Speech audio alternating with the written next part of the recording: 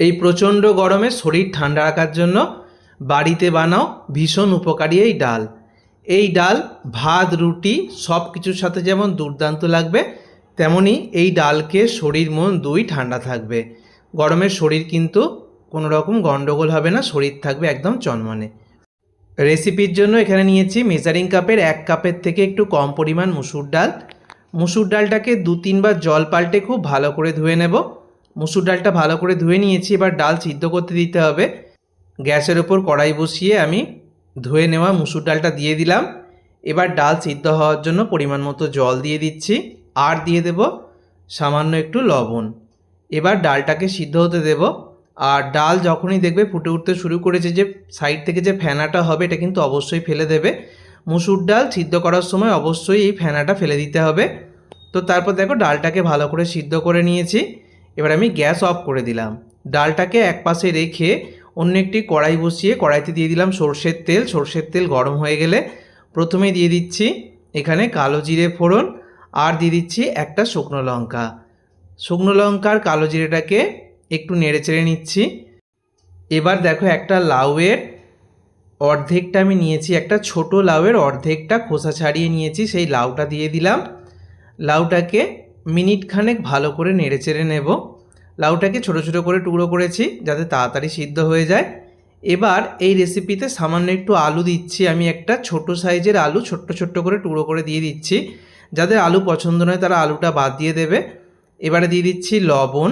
লবণটা দিলে লাউ থেকে তাড়াতাড়ি জল বেরিয়ে যাবে আর তাড়াতাড়ি সিদ্ধ হয়ে আসবে।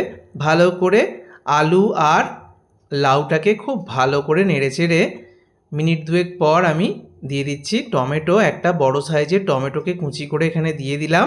সব কিছুকে আরও মিনিট খানেক নেড়ে চেড়ে নিচ্ছি।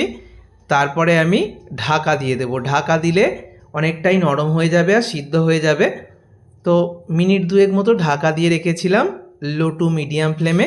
তারপর আবারও একবার ভালো করে নেড়ে চেড়ে দিচ্ছি। দেখো অনেকটাই কিন্তু লাউ এবং আলু সিদ্ধ হয়ে এসছে। এবারে দিয়ে দিচ্ছি আমি এখানে হলুদের গুঁড়ো, আর দিয়ে দেবো একটু জিরের গুঁড়ো। আর কিছু মশলা দেওয়ার নেই। খুব ভালো করে হলুদ গুঁড়ো আর জিরে গুঁড়োটা দেওয়ার পর আরও মিনিট খানেক নেড়ে চেড়ে নেবো। এভাবে নাড়তে নাড়তেই লাউ থেকে জল বেরিয়ে লাউটা অনেকটাই সিদ্ধ হয়ে যাবে। তো এরপরে দেখো আমি যে মুসুর ডালটাকে সিদ্ধ করে রেখে দিয়েছিলাম সেই সমস্ত সিদ্ধ করা মুসুর ডালটা দিয়ে দিয়েছি। মুসুর ডালটা দেওয়ার পর মিনিট দুয়েক সব কিছুর সাথে একবারে নেড়ে চেড়ে নেব। এই সময় গ্যাসের ফ্লেমটাকে আমি মিডিয়ামে রেখেছি। মিডিয়াম ফ্লেমে খুব সুন্দর করে নেড়ে চেড়ে নিলে কালারটাও খুব সুন্দর চলে আসবে, যেহেতু হলুদ এবং জিরে গুঁড়ো দেওয়া হয়ে গেছে। এবারে দিচ্ছি এখানে গরম জল। অবশ্যই গরম জল দেবে, তাড়াতাড়ি রান্নাটাও হয়ে যাবে, ফুটে উঠতে শুরু করবে এবং টেস্টও বজায় থাকবে। গরম জল দেওয়ার পর সব কিছুকে একসাথে ভালো করে নেড়ে চেড়ে দিচ্ছি।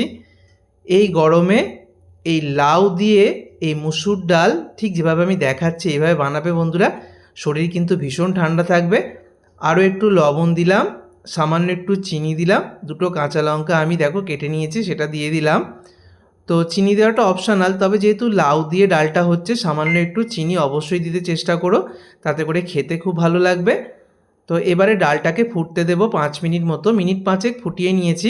মিনিট 5 পর শেষে আমি সামান্য একটু ঘি দিচ্ছি, আর দিয়ে দেব সামান্য একটু গরম মশলার গুঁড়ো, আর সবশেষে একটু বেশি করে দিয়ে দেব ধনেপাতা কুচি। একটু ধনেপাতাটা বেশি করে দিয়ে দেবে, খেতে খুব ভালো লাগবে। আর মিনিট খানেক পরে আমি গ্যাস অফ করে দেব। লাউ আলু সহ সমস্ত কিছু খুব ভালো করে সিদ্ধ হয়ে গেছে। আর এই ডালটা আমি একটু ঘন দিকে বানিয়েছি, তোমরা চাইলে একটু পাতলা করেও বানাতে পারো। এইভাবে বানালে রুটি পরোটা ভাত সব কিছুর সাথেই দুর্দান্ত লাগবে। আমি গ্যাস অফ করে দিয়েছি। গ্যাস অফ করার পর দেখাচ্ছি, দেখো কতটা সুন্দর দেখতে হয়েছে। এই ডালটা দেখতে যত সুন্দর হয়েছে, গরমে শরীর মন ঠান্ডা রাখার জন্য ভীষণ উপকারী। লাউ ভীষণ ঠান্ডা হয়। এই লাউ দিয়ে যেভাবে আমি মুসুর ডালটা রান্না করা দেখালাম, এইভাবে তোমরা রান্না করলে যেমন খেতেও ভালো লাগবে, তেমনই গরমে শরীরের জন্য ভীষণ ভালো হবে। ভীষণ উপকারী এই ডাল, অবশ্যই বাড়িতে তৈরি করো। ফেসবুক পেজ থেকে যারা ভিডিওটা দেখছো পেজটাকে ফলো করে দিও। ইউটিউব থেকে যারা রন্ধন পরিচয় দেখছো রন্ধন পরিচয়কে সাবস্ক্রাইব করে দিও। সকলে সুস্থ থেকো, সাবধানে থেকো। সকলকে ধন্যবাদ।